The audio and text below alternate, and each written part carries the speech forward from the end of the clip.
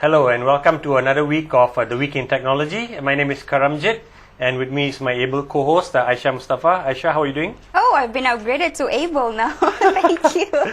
I'm glad you caught that little promotion there. Okay, good. And Aisha just came back fresh from a IT architecture conference. IT architecture conference, and I just call it orgy of a geek speak, but we'll get to that shortly. Want to know what went on there, Aisha? We'll start off as usual with the cover story for the coming week, which is on a very interesting company called CSF Advisors, Sendirian Berhad, and the CEO Adrian Yong. Very interesting company in the data center space. Before I forget, CSF stands for Complete Secure Facilities.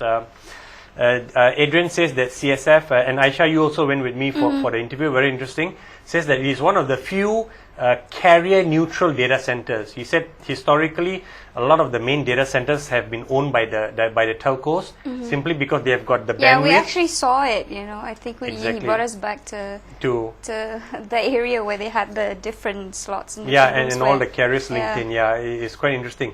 Carriers have been the normal companies which have got into the data center space just because they have the bandwidth and they have the network links, all around the world for people to connect in. And the third one was they've got, I think they've already got a customer interaction too. Anyway, customers are already with them. So this was a gradual process of upgrading the services they offer to telcos. To their customers. But besides that, it was very impressive. And I almost want to say that, actually, I can say that this is a world-class company, I think, in the data center space. And that's only because somebody from MDEC told us that one of the biggest companies in the world, in the IT world, came and checked out a couple of data centers in Malaysia, and they came away saying they were very impressed with what CSF had to offer. So kudos to Adrian and his team there. So obviously it's not a one-man effort, but they've done a great job. Anything about Adrian's interview that struck you, Aisha? Not really. You've forgotten about it? No, Okay. it's private. What private? Okay, I didn't know about that. What have you guys been talking about that I don't know? You. No, but we went to visit Adrian at the end of May, and at that time the data center had just been set up, and they were still fully commissioning it, right? And he already had 60% of the space taken up by customers. And I just spoke to him today, and today is the 15th of July.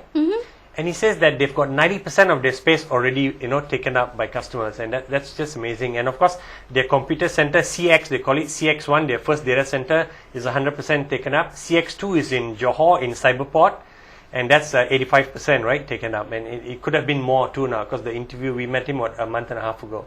So pretty dynamic progress they're making. And he also claims that they are he claims right at the moment they are the largest telco related, affiliated data center. So he's being very specific because he says in that carrier neutral space, they are uno numero in Southeast Asia now. So, kudos to QSF, and we hope they go great guns. They've done it without too much of borrowings too. He said they actually spoke to venture capital companies, but for VCs, they want to get a quicker exit to the market, whereas the data center space is, and interestingly enough, he said it's more of like a brick and mortar business. And he says the time to exit or to realize your revenue potential is a bit longer than venture capitalist companies are comfortable with. So that was that. Aisha, let's go geeky on us now and tell us what happened during the conference this morning. No, I know you have a lot of things in your mind because you've got a lot of notes there. So I'm going to go very fast. Actually, I actually went there because I was very interested in cloud computing. Okay. So it's not really here yet, kind of, Okay. because I know a lot of people, most SMEs are probably not using it. But one important thing that I learned picked up was because previously transactions, because when you're doing cloud, things are based on transactions, and it's, No, I'm not too familiar with cloud computing myself, actually. But it used to be based on a database concept we call ACID. And I learned this when I can't remember what it stands for, Okay. but it's actually basically what it means is that it's whatever transactions that you make, it either goes through or it does not. And you get a receipt and says where it does or not. So let's say you have a CRM in the cloud, you update something, it either goes through or it does not. So, but basically cloud works on the basis called, it's not ACID, it's base. So, and it stands for basically available, soft state, and eventually eventually consistent. Which Excellent, means, man. yeah, which means that if your application is the sort that, because cloud works on on a lot of foundations, and Okay. one of them is virtualization. Yeah, sure. Yeah. So let's say you have this much, you need this much computing resources, and then more transactions are coming Yeah. in. So they'll create a new node, Yeah. a new virtual node Yeah. for you to run your transactions. So what it means by eventually consistent is that your transactions will eventually get done, but you Okay. don't know where it will get Where, done okay. and by what time or by when. So if your application is sort of time sensitive, then Okay. cloud's not for you. Oh, okay. Yeah. So I mean, and it was I mean, that's basically it. That's basically what base is, and that's how the cloud will operate. Will operate. Okay, because I met the guy from Juniper. He's one of the vice presidents at the global level, and he's the former CIO of HP too. And he was saying that cloud computing is one of the most exciting developments in the IT space now. And he says it's going to drive a lot of network demand, because Yeah. Yeah. and data centers are at the heart of that too. Yeah, but actually, I was just thinking that because everything now is in the cloud, it's not on your premise. Yes, yes. I mean, we gotta get our networks right.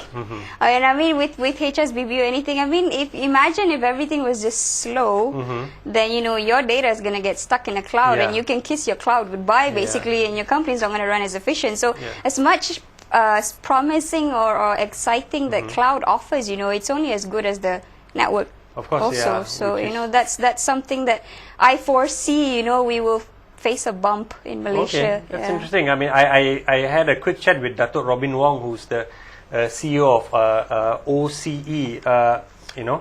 It's a listed company. It's called Optical Communications Engineering, actually, right? Actually, no, it's not listed. It's Sdn Bhd. They make fiber optics, and they also are a service provider. I didn't bring that up to him, but I will when I catch up with him soon for a chat. But anyway, since you mentioned networks, I just came from the ASLI organized Asian telecommunications conference, right, in Putra World Trade Center, and the title was The Convergence Factor: Next Generation Telecommunications in the Making. Hence, I've still got the thick file here because it was quite interesting. I was only there this morning for 2 sessions. One was by Dr. Matthias Bayer, who's McKinsey and Company's telco head for, I think, Asia, Southeast Asia. I may have that wrong. His profile is here. He's a partner in McKinsey and Company's KL office, and he co-leads actually McKinsey's Southeast Asian telecoms practice. So I was right.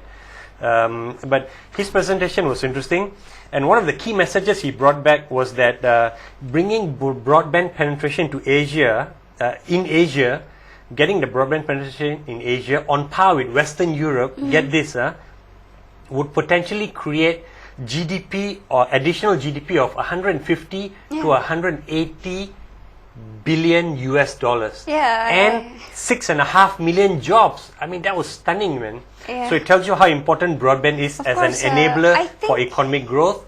And as you're saying, even for cloud computing, broadband is extremely important. Yeah. And Telecom's chairman Tan Sri Radzi was there giving a luncheon talk. He spoke about their next generation network, and then he had a couple of questions. What was interesting was that Cheryl, the acting chairman of the MCMC, and the CEO of MCMC was there, and he stood up and he wanted to clarify something. He said every time when he's at functions, Telecom Malaysia seems like they're the only broadband provider in the country, and Streamix, and HSBB. But he clarified that there are a lot of other broadband providers in the country.